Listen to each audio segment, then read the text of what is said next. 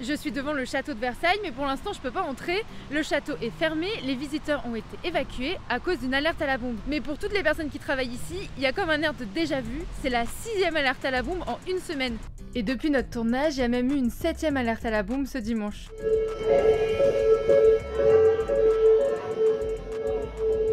Et ces évacuations répétées, elles commencent à agacer. On est tous les jours en train de travailler dans l'enceinte du château pour les répétitions musicales et malheureusement tous les jours, autour de 12h30, on doit évacuer et interrompre notre répétition. Plus c'est récurrent et moins on a l'impression d'être en danger. On est plutôt dans le domaine de l'agacement parce que c'est vrai qu'on pense que c'est plutôt des personnes malveillantes qui font ça et qui du coup entravent non seulement l'activité touristique mais aussi l'activité qu'il peut y avoir dans le château. Depuis samedi dernier, on galère. Ce qui se passe, ils ont dit qu'on a alerte, des bombes et tout ça, mais je pense qu'il n'y a rien.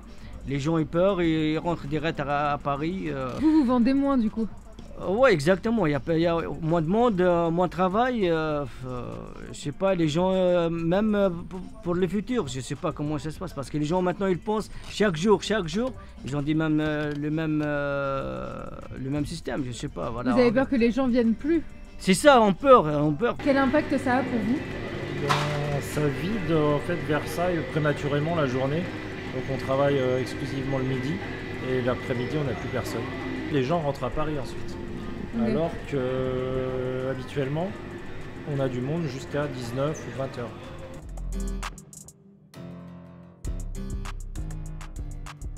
Tout à l'heure, après l'évacuation, il n'y avait pas grand monde aux alentours du château, ni même dans les rues pas très loin. Et là, le château vient de réouvrir et c'est blindé. La file d'attente est immense.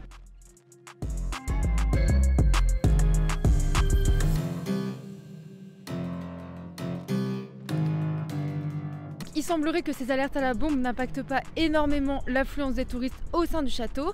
Après, le risque de ces évacuations répétées, c'est que les touristes ne fassent même plus l'effort de venir au château de Versailles par peur qu'il soit fermé quand ils arrivent.